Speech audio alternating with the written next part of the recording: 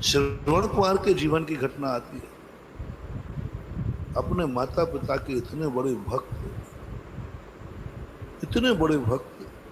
कि पिताजी माताजी अंधे थे, उनको कबाड़ी पर बैठाल करके तीर्थ यात्रा पर ले गए।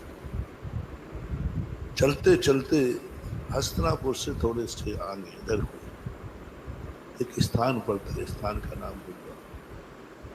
उस स्थान पर विश्राम करने के लिए बैठे और श्रवण कुमार के 1 मिनट में ऐसे परिणाम बिगड़े, वो माँ बाप को गाली लगी, जिंदगी हो गई, क्या दिया है तुमने, अंधे, जिंदगी भर तुम्हारे कंधों पर, मेरे कंधे पर, क्या अशुभ बोला वो,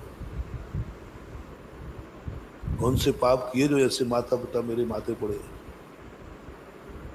जिंदगी हो गई सेवा करते करते, बहुत अशुभ पुराण कथा है। इतने गंदे शब्द कि आज कोई भी, मैं तो नहीं समझता हूं भारत में कितना भी निकृष्ट बेटा हो अपने पिता से इतना गंदा नहीं बोल सकता, लेकिन वो बोल, पिताजी और माँ भी स्तब्ध रह गए कि बेटा क्या हो गया, बोले कुछ नहीं, आप बोलो मत, पूर्व जन्म का दावा कावा करने आए हो।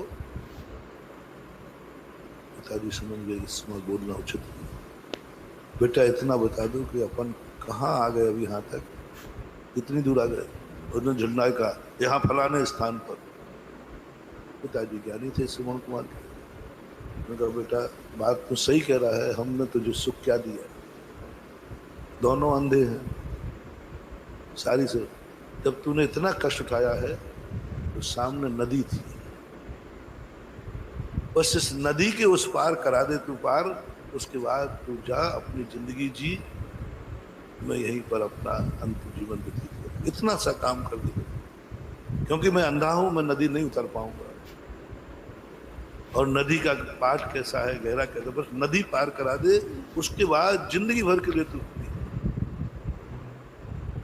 उसने जुमला करके पार उठाई कि चलो नदी पार करा के यही पटक के चले जाए।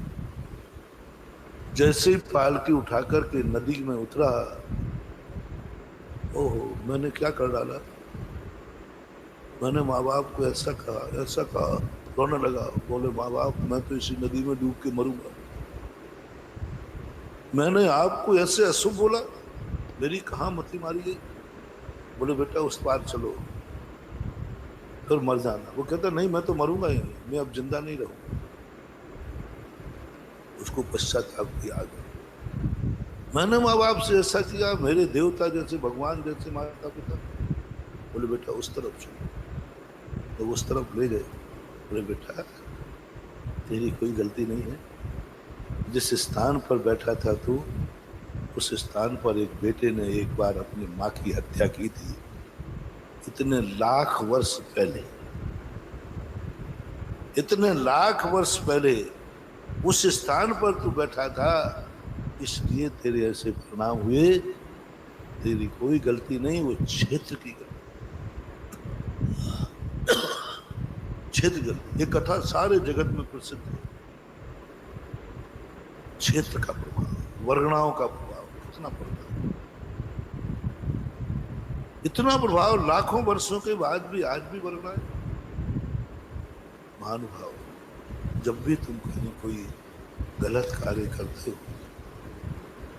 तो तुम ही गलत नहीं कर रहे हो, उस पृथ्वी को भी सैकड़ों हजारों साल के लिए अपावन कर रहे हो। वहां की वर्गणाएं, वहां की स्त्रियां बिगाड़ रही। ये सबसे बड़ा अभिशाप, स्वयं के पाप करने का पाप कम है, लेकिन वहां की वर्गणाओं की भूमि को अपमान करना वो सबसे। इस उदाहरण के माध्यम से आप इसको पावन की तरफ ले जाए।